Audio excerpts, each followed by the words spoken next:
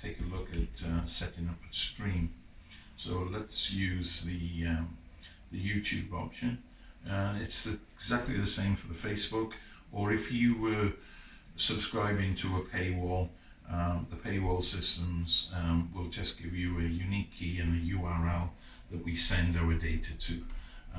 So they would supply that key and you would add it in the same way as I'm going to show you now. So first of all, let's say that we want to stream, and this message box comes up at the very start. If I press OK and continue, it will now measure, bring up a page to measure my upload speed.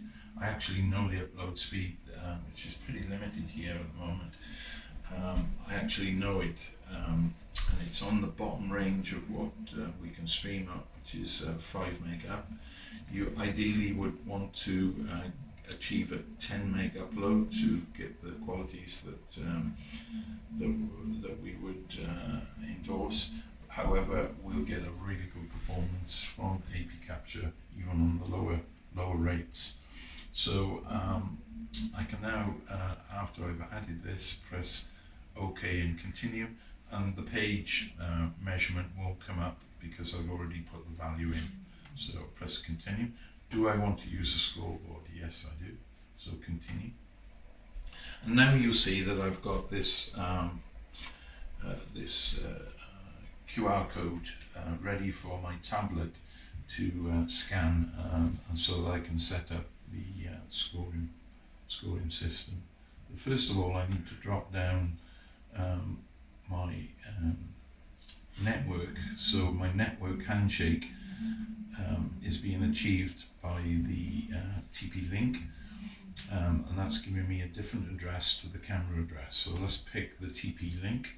So the handshake between the wireless and the tablet is in the same range, and now I can pick up the tablet and scan for the QR code. So the tablet has recognized the QR code. Let's say we're doing rugby today, and then I can simply put the teams in.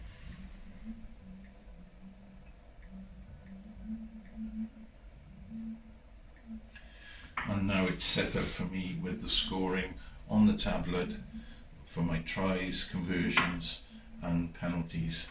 I've also got the starter for the first half and second half timer, so everything's embedded there ready for me to operate as a single operator of the machine. I will be controlling the camera, capturing a file to the hard drive, simultaneously streaming with a scoreboard to the YouTube channel.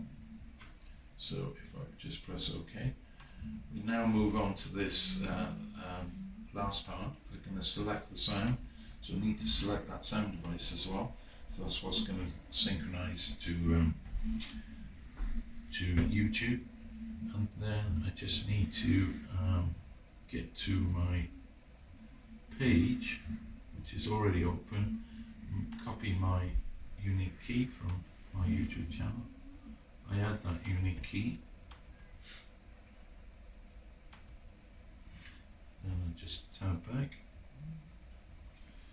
and get the URL, copy the URL, back to the program, paste the URL in, and I'm ready to press OK and continue.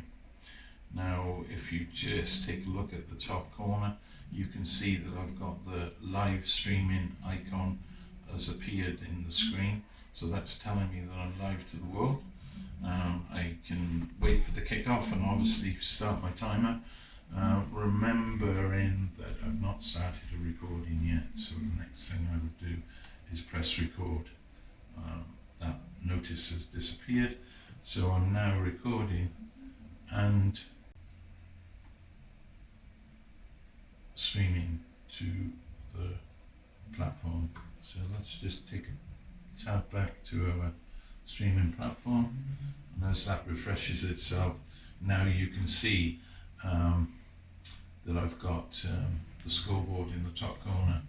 I've got my picture, I'm live, and the sound is muted at the moment, but it's coming through. I'm on excellent conditions, even though I only had 5 meg up. I'm still achieving a nice live stream. Scoreboard in the top.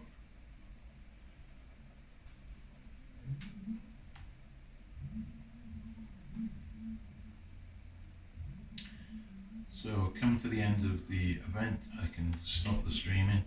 You'll see that the icons disappeared. I finished my recording, stop my recording, and the process is over. Okay, let's take a look at that file structure and some advanced streaming options that we've built into the system.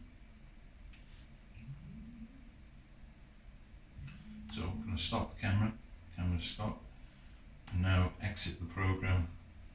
And you can see that my page is just shutting down the stream. Let's just disappear that out of the way. I'm going to take you to, I've created a shortcut for my files, so my video files here. So screen 1 and screen 2, if you're on a version 1, you obviously are only going to populate screen 1. If you're on a version 2 and you've been capturing, you've got the other folder for anything coming from the second camera, and then you've got your merge screens as well. So just going to take you to the hard drive here, and within AP Capture you'll notice that we have this sponsors list here. So in this sponsors page, what we can do is chuck in a Matchday Sponsors logo, and that logo, once you load it into there, can actually will transition on a fixed time period right throughout the stream to your streaming platforms. So it's a great advertising process to have the logo being embedded in your stream, and it'll come up as Matchday Sponsor, and the logo will show. So a way of getting some contributions from your local businesses that would recognize the amount of traffic that you're creating in your live stream. So this is the logo area. If we just flick back, you'll also see that there's drop-in videos. So if I just go into the drop-in videos, and you'll notice that I've preloaded a bunch of videos here. So these videos become playable in the stream. So when I find a period where there's a break, knowing the timing of these videos, I can click the activate drop down the menu and choose which video is appropriate for that time break. So before the match, half time, breaks in play, depending on the time of the video, we can play those in those interludes. But let's just flick back and show you how to play that those videos. So this little red icon here, this red folder, if I click on it, it gives me the drop down menu to which video I would want to play. So I click that and press continue, and that's all I need to do. I then just carry on with my filming, waiting for the match to start. In the meantime, that video is playing in there. So there's a little short advert that jumps in, and then it returns back to the video I'm recording. Let's just do that again. So this time I'll choose a longer video. So clicking on that video, pressing play, and let's just flick back. So there's my video advert, which has got sound, and then when that advert finishes, then it will come back to the camera. During that period, obviously I'm not able to do anything. It needs to run the course of the video until you return back to your controls. So being mindful of knowing the times of what videos you're playing is important. And there you are, it's returned back to the video. So this is achieving a one-man process where I'm streaming, capturing files, to my drive, I'm doing a scoreboard, a timer, playing videos, doing logo transitions.